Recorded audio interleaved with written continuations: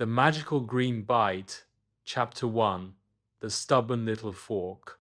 4-year-old Leo sat at the dinner table, arms crossed and lips tightly sealed.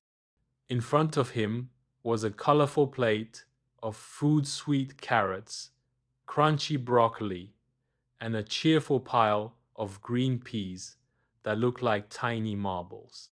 But Leo's eyes narrowed at one thing: the green vegetables. I don't like green food. Green food is yucky. His mommy gently smiled and pushed the little green fork toward him. Just one bite of broccoli, Leo. It might surprise you. Leo poked the broccoli with his fork. It wobbled like a tiny tree. I wish it were a lollipop instead. Then came the most unexpected thing. As soon as Leo sighed and touched the broccoli with his fork, puzz, a tiny spark shot from the broccoli. Leo blinked. Did anyone see that? No one else seemed to notice. He looked again. Nothing. Just broccoli. He sighed and took one reluctant bite. Crunch! Suddenly, the lights in the kitchen blinked. The chair beneath him rumbled. A warm breeze whooshed past his ears, and a swirl of glittery green wind surrounded him. Oh, what's happening? And then, poof! Chapter 2, The Land of Leafy Wonders. Leo opened his eyes and gasped. He was no longer in the kitchen. Instead, he stood in a magical forest of vegetables. Tall broccoli trees swayed in the wind. Cabbage bushes puffed out soft giggles. Spinach leaves floated in the air like butterflies. A river of green smoothie sparkled beside a field of dancing peas. Where am I? Leo whispered, turning in wonder. Welcome to Leafyland, chirped a tiny voice.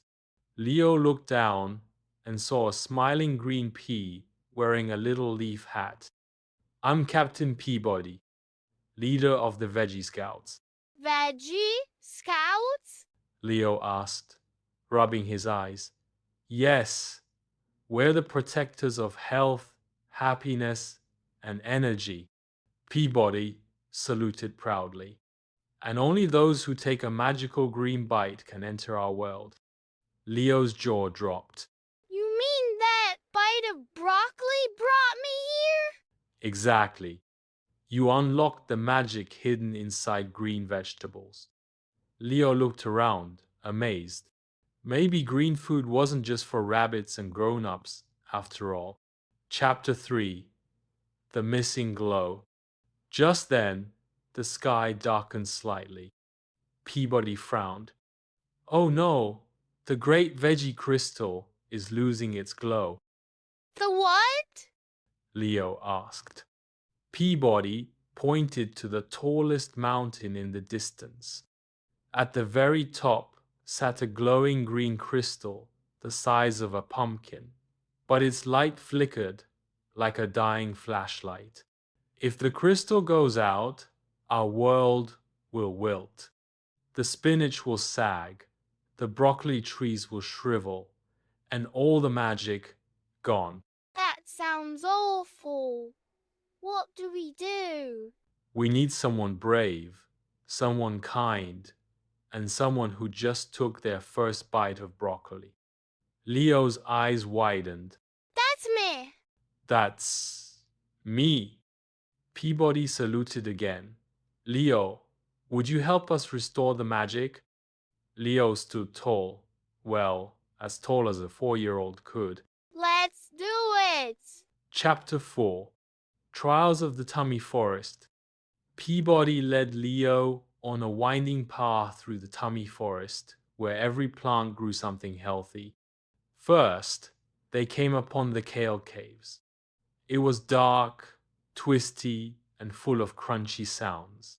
To pass, you must eat a piece of kale, Peabody explained. Only then will the kale vines move aside. Leo sniffed the leaf. It smelled green, but he closed his eyes and took a nibble. Crunch! The walls of the cave sparkled, and the vines parted with a happy wee. Next, they reached the spinach swinging vines. They dangled across a river of green goo. Leo grabbed one and swung with all his might. Whee! You're doing great. Peabody cheered. Spinach gives me superhero arms. Leo laughed. Chapter 5. The Final Bite. At last, they reached the top of the mountain. The veggie crystal was dim and gray now. Peabody's face drooped. It needs one final magic bite. The purest green bite of all, a Brussels sprout. Leo wrinkled his nose. Oh, those look like tiny cabbages. Peabody held it out. It's okay if you're scared, but sometimes bravery is trying something new. Leo looked at the little green ball. He wasn't sure, but then he thought about the broccoli trees, the dancing peas, and how strong he felt swinging from spinach vines. He took a deep breath. Chomp. Suddenly, the veggie crystal shot up with a beam of dazzling green light. The sky lit up in shimmering shades of emerald, jade, and lime. All the vegetables began to cheer. Hip, hip, hooray for the green today. Peabody beamed. You did it, Leo. You're now an honorary veggie scout. Chapter 6. Back to the dinner table. The green wind began to swirl again. Time to go home, Peabody said gently. But remember, the magic stays with you every time you take a green bite.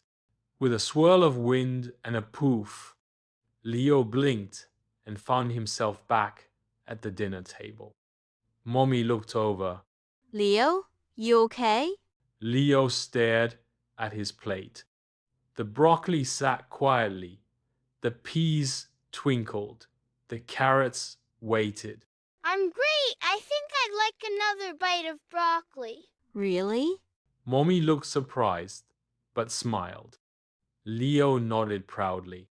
It has magic in it. Chapter 7. A Green Hero's Promise. That night, Leo wore a green cape made from a towel. He stood in front of the mirror, holding a spoon like a sword. I am Leo, the green hero, protector of Veggieland and champion of broccoli. From that day on, Leo never looked at green food the same way again. Every bite became a brave adventure. Every crunch whispered a little magic. And somewhere, deep in Leafyland, Captain Peabody smiled and saluted. Because once a veggie scout, always a veggie scout.